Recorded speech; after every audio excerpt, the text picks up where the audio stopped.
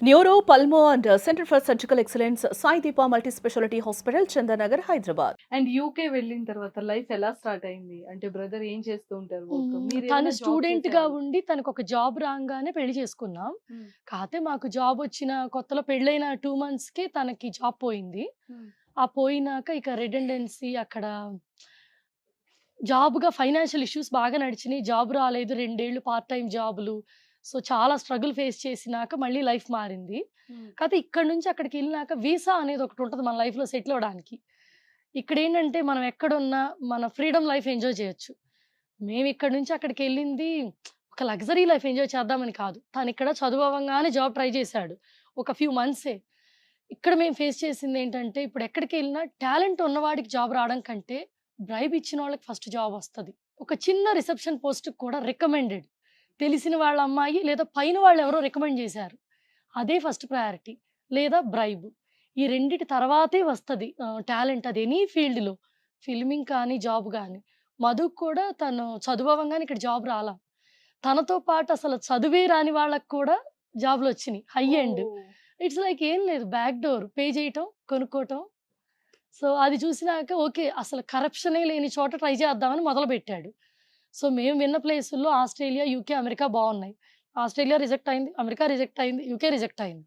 So, ఎన్ని రిజెక్ట్‌లయినా దండయాత్రలు చేసి, చేసి తనకి యూకేది ఫైనల్‌గా ఒకసారొచ్చింది.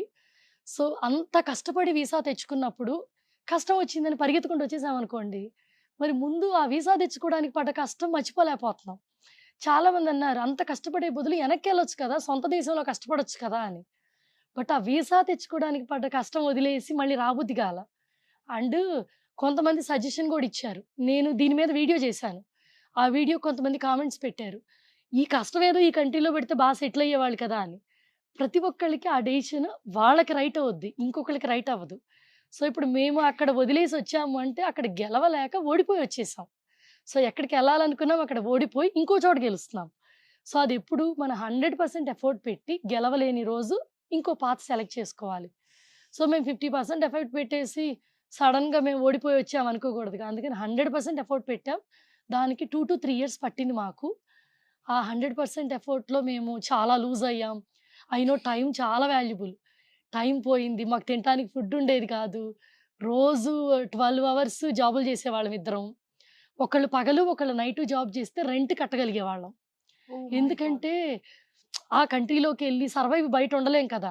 సో, హ్మ్. ఒక మంచి రెంటెడ్ హోమ్ ఉండాలి. మంచిది అంటే అట్‌లీస్ట్ ఒక సింగిల్ బెడ్ ఉన్న ఒక ఇల్లు.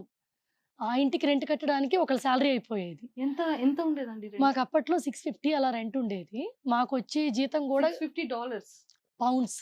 పౌండ్స్. సో, ఆహా! మాకొచ్చే జీతం గూడా 4-5 పౌండ్స్ బిట్వీన్ ఉండేది పర్ హ్మ్. అవర్‌కి. సో, ఆ జీతంకి సరిపోయేది కాదనమాట. మళ్ళీ బిల్స్ కట్టుకోవాలి. Council tax, electricity, gas. Hmm. So, వీటన్ని నీడెడ్ థింగ్స్. మనం ఏం చేయకపోయినా కట్టాలి. హ్మ్. ట్రావెలింగ్‌కి చాలా అయ్యేది జాబ్ జేయడానికి. Train pass very expensive. ఎంతుంటుందది? మాకు అప్పట్లో 250 పౌండ్స్ పర్ పర్సన్‌కయ్యేది అంటే ట్రావెలింగ్‌కి. మన ఇండియన్ కరెన్సీలో 25,000 మాకు ట్రైన్ పాస్ 25,000. 25,000 రెంట్ ఎంత ఉండేదండి మన ఇండియన్ రెంటు కరెన్సీ? 65,000 మాకప్పుడు అమ్మా! వచ్చే మా ఇద్దరి మీదొచ్చే జీతం రూ. 1,00,000 హ్మ్. పార్ట్ టైమ్ షాపుల్లో జాబ్ చేసేవాళ్ళం. హ్మ్. సో, మాకొచ్చే ఈ ఖర్చులన్నీ మాకు 1,100 అంటే 1,10,000 అయ్యాయి. హ్మ్. So, 10,000 shortage. సో, అదెక్కడ భర్తీ చేసుకోగలం? మిగతావేమి మేము ఆపలేము. ఒక్క ఫుడ్‌నే ఆపగలం. అందుకని ఒక పూట తిని, ఒక పూట తినకుండా ఉంటాం. సో, అట్లా లైఫ్‌ని బ్యాలెన్స్ చేసుకునేవాళ్ళం. ఆ టైంలో చాలామంది అడిగారు. ఇప్పుడు నాకు 40, నా హస్బెండ్‌కి 42. సో, ఈ ఏజ్‌కి మీకింత చిన్న పిల్లలున్నారేంటని. మేము పెళ్ళైనాక 6 ఇయర్స్ గ్యాప్ ఇచ్చాం పిల్లలకి. So, life when I settle. Was 29 నాకు ఫస్ట్ బేబీ. అప్పుడు అనుకున్నాం. అంత గ్యాప్ ఇచ్చి పిల్లల్ని ప్లాన్ చేసాం. అంటే మేమనుకున్నది ఒకటే. మనం బేబీని బర్త్ ఇచ్చే టైంకి ఓన్ హోమ్ ఉండాలి. సో, వాళ్ళు ఎవరన్నా ఖాళీ చేయంటే ఇల్లు ఖాళీ చేసే పొజిషన్‌లో ఉండకూడదు. ఓన్ షెల్టర్ ఉండాలి. అంతే. 'నందు' సక్సెస్ వెనకాల ఇంత మంచి స్టోరీ ఉందని మేమసలు ఎక్స్‌పెక్ట్ చేయలేదు. చూసారా? అంటే మీరు చేసే వ్లాగ్స్‌కి ఇన్‌స్పిరేషన్ కానీ, ఇప్పుడు మీ లైఫ్ స్టోరీ విన్న తర్వాత నిజంగా ఎంతో మంది ఇన్‌స్పైర్ అవుతారు కపుల్స్. అంటే మనం ఒక ప్లేస్‌కి వెళ్ళి మళ్ళీ మనం రాకూడదు బ్యాక్‌కి. మనం స్ట్రాంగ్‌గా నిలబడాలి అనేది నిజంగా ఒక మంచి హ్మ్. మెసేజ్. అంటే మేమిక్కడ సెటిల్ అవ్వలేక అక్కడ సెటిల్ అయ్యాం. సో, హ్మ్. ఇక్కడ చాలా మంది చదువుకొని సెటిల్ అవుతున్నారు.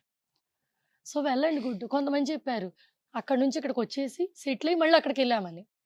సో ఎవరి లైఫ్ పాత్ వాళ్ళకి బాగుంటది. మా పాత్ ఇంకొకరికి సెట్ అవ్వదు, వాళ్ళ పాత్ మాకు సెట్ అవ్వదు. సో మేము తీసుకున్న డెసిషన్ మధ్యలో వదిలేసి రాకూడదు. మేబీ అన్నీ అదే. ఇప్పుడు ఈవెన్ యూట్యూబ్ కూడా అసలు మా పాత్ కాదు. లాక్డౌన్లో నాకు తెలిసి చాలా మందికి ఇంట్లో బోర్ కొట్టింది. సో అందరూ ఒక సోషల్ మీడియా ప్లాట్ఫామ్‌ని మొదలుపెట్టారు చూడటానికి. నేను అలా చూస్తుంటే చాలా మంది నగలు చూయించడం, చీరలు చూయించడం చూస్తుంటే ఓహ్! ఇట్లా కూడా వీడియోలు చేయొచ్చా అనుకున్నాం. సో నాకు కూడా ఓకే. నా దగ్గర నగలు, చీరలు ఖాళీగా ఉన్నాయి, పార్టీలు లేవు. వాటికి లైఫ్ ఇద్దామని చెప్పి వీడియో మొదలుపెట్టాం. సడెన్‌గా వర్క్ ఫ్రమ్ హోమ్ చేస్తుంటే నేను యూట్యూబ్‌లో ఒక వీడియో చేద్దాం అనుకుంటున్నాను. నా దగ్గర జ్యువెలరీ చూపిద్దామనంటే మధు అలా చూసాడు నా ఇంక. నాకేదో సైకలాజికల్ డిజార్డర్ ఉన్నట్టు చూసాడనమాట.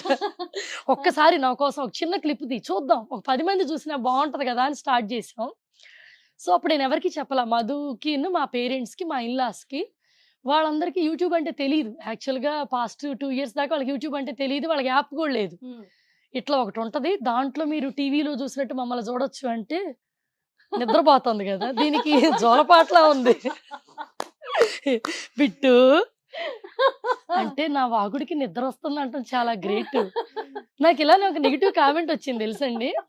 మీరు మాట్లాడుతుంటే పట్టే నిద్ర కూడా పోతుందండి అని పెట్టారు. నువ్వు ప్రూవ్ చేసావే నా గొంతు బాగుందని. చిట్టి తల్లి చూస్తుంది పాపం అంత క్యూట్ గా. వింటున్నావా? నిజం చెప్పవే, నిద్రపోతున్నావు కదా? నిద్ర వస్తుంది కదా? ఏం చెప్పాలనుకున్నాను మొత్తం మర్చిపోయానండి. అయ్యో నేను చెప్తాను, కంటిన్యూ. శారీస్ అండి, మా వాడు మంచి ఫ్లోలో ఉన్నాడు. యా, ఇన్లాస్ అందరికి కూడా అంటే జనరల్ గా పెళ్ళయి కోడలు సోషల్ మీడియాలోకి వెళ్తుంది అంటే ఎవరు సపోర్ట్ చేయలేరు. బట్ మీ ఇష్టం అమ్మ, మీ ఫ్యామిలీ ప్రాబ్లం రానంత వరకు ఏదైనా చేసుకోమన్నారు. పేరెంట్స్ అంటే మీకు తెలిసిందే, పిల్లలు ఏం చేసినా ఫుల్ సపోర్ట్ తో ఉంటారు. సో మేము మా ఫ్రెండ్ సర్కిల్లో తెలియనంత వరకు నాకు గట్టిగా 50 వ్యూస్, 50 మంది సబ్స్క్రైబర్లు అట్లానే ఉండేది. ఎందుకంటే మా పేరెంట్స్ 4-5 పంపించి ఫోర్స్ చేసి సబ్స్క్రైబ్ చేయించేవాళ్ళు, మా అమ్మాయిది సబ్స్క్రైబ్ చేయమని. సో మొదటి 100 సబ్స్క్రైబర్లు రావడానికి ఎంత కష్టమో ఇప్పటికీ గుర్తుంది. ప్రతి ఒక్కళ్ళు ఫోన్ చేసినప్పుడల్లా నా ఛానల్ సబ్స్క్రైబ్ చేస్తారా అంటే వాళ్ళు ఊ అంటారు కానీ చేయరు. అది చెయ్యాల్సిన అవసరం నాకు లేదుగా అనుకుంటారు, ఫోన్లో ఊ అంటారు అంతే. ఎండ్ ఆఫ్ ది డేకి ఏంటంటే ఇవాళ మనకి ఎంత ఆల్మోస్ట్ 3 లక్షల యూట్యూబ్ ఫ్యామిలీ ఫామ్ అయింది కదా. వీళ్ళందరినీ చూస్తే ఒకటి అనిపిస్తుంది, నేనెవరో తెలియదు, నాకు దగ్గరగా లేరు, కానీ నన్ను ఇష్టపడి సబ్స్క్రైబ్ చేశారు. ఎందుకు? ఒకళ్ళకి వాయిస్ నచ్చొచ్చు, ఒకళ్ళకి నేను యూజ్ చేసే అవుట్ఫిట్ నచ్చొచ్చు, జ్యువెలరీ నచ్చొచ్చు, ఇంకొకళ్ళకి మా నలుగురి ఫ్యామిలీ బాండ్ నచ్చొచ్చు, ఇంకొకళ్ళకి కామెడీ నచ్చొచ్చు. రీజన్ ఏదైనా మాలో ఒక్కటి నచ్చింది కదా, అదొక్కటి చాలు. కానీ మా చుట్టూతా ఉన్న వాళ్ళకి ఎలా ఉంటుందంటే అప్పటిదాకా మనం నార్మల్ మధు నందనాగా ఉన్నవాళ్ళు సడన్గా సంథింగ్ ఎల్స్ చేస్తుంటే వాళ్ళు రిసీవ్ చేసుకోలేరు. ఆ రిసీవ్ చేసుకోలేకపోవటానికి మనని అవాయిడ్ చేసేస్తారు. సో లైఫ్లో ఎప్పుడు అంతే, మన చుట్టూతా ఉన్న వాళ్ళ ఒపీనియన్ మీద మనం లైఫ్ డెసిషన్ తీసుకోకూడదు అనేది మాకు ఫస్ట్ ఎగ్జాంపుల్ అది. ఎందుకంటే వాళ్ళు వాళ్ళ పాయింట్ ఆఫ్ వ్యూలోనే మనం చూడగలరు, మన ఇష్టంతో మన అచీవ్మెంట్లో నుంచి వాళ్ళు చూడలేరు మనం. సో మనం ఎవరో తెలియని వాళ్ళే మనలో ఉన్న టాలెంట్ని ఐడెంటిఫై చేయగలరు. ఎగ్జాంపుల్, నా వాయిస్ నాకు 15 ఇయర్స్ డ్రాబ్యాక్. లైక్ నేను జాబ్ చేసేదాన్ని, మెనీ ఫీల్డ్స్లో జాబ్ చేశాను. షాపుల్లో చేశాము, అడ్మిన్గా చేశాము, రియల్ ఎస్టేట్లో చేశాము, ఐటీలో చేశాను. సో అన్ని ఫీల్డ్ల్లో నా voice is a teasable for everyone. Like ఎలా అంటే ఇప్పుడు స్టాండప్ మీటింగ్స్ ఉంటాయి ఐటీలో. సో అందరూ వాళ్ళ గురించి మాట్లాడతారు, ఆ డేలో వాళ్ళు ఏం చేశారు, ఏం చెయ్యాలి ఇంకా రెస్ట్ ఆఫ్ ది. నేను మాట్లాడంగానే ఓ మై గాడ్ అలా అంటారు, లేదా సో లౌడ్, లేదా వెరీ హార్డ్ వాయిస్. సో ఇవన్నీ బిహైండ్ నాకు వినిపించేవి. సో నేనెవరో తెలియని పర్సన్స్ కూడా నా voice is a drawback.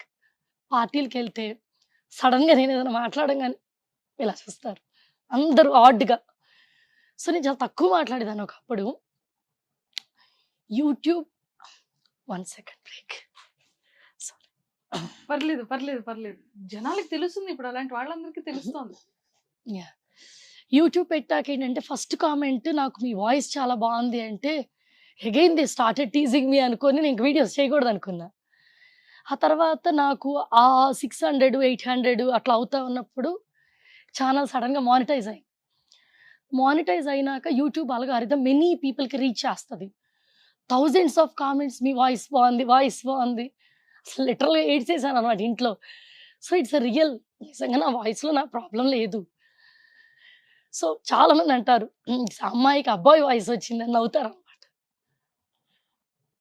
Definitely break కావాలి. ఫ్యాక్ట్ ఏంటంటే పీపుల్‌కి మనలో ఏముందో అది ఎవరికీ నచ్చదండి. వాళ్ళకేం కావాలో అది మనలో ఉండాలని ఎక్స్‌పెక్ట్ చేస్తారు. సుమన్ టీవీలో మీ పర్సనల్ అండ్ బిజినెస్ ప్రమోషన్స్ కోసం కింది నెంబర్కి కాంటాక్ట్ చేయండి.